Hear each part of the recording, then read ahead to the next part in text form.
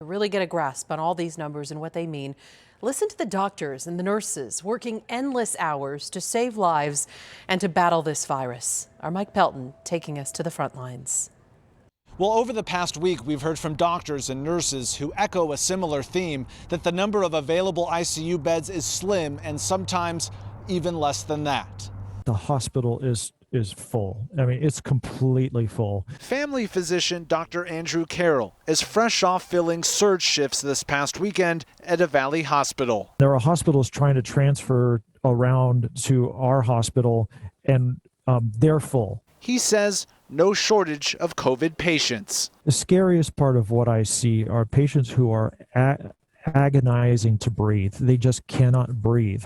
And so they're clawing and they're just getting agitated because they don't know why they can't breathe. And the outlook isn't good. In his weekly modeling report, University of Arizona Associate Professor Dr. Joe Gerald writing, quote, "If not addressed within the next 1 to 2 weeks, this crisis will evolve into a humanitarian crisis leading to hundreds of preventable deaths." It's very different to look at these numbers and graphs on the one hand, but then be in the hospital and FaceTiming with a patient's family for the last time that patient's going to be able to communicate.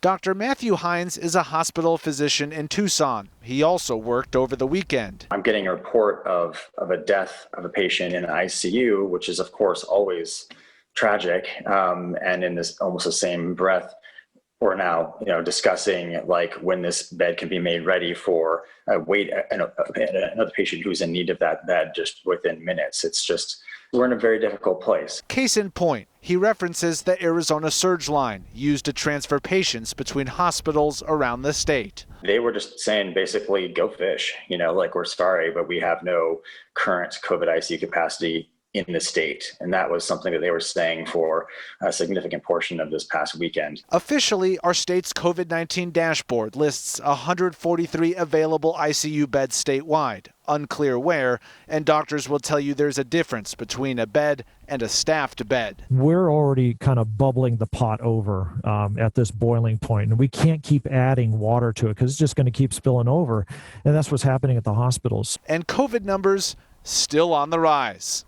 Mike Pelton, ABC 15, Arizona. In conflicting information, a spokesperson for the Department of Health Services tells us the notion the Surge Line reported no available ICU beds over the weekend is not accurate. They're reiterating what the state dashboard shows, with 8% of ICU beds available in our state.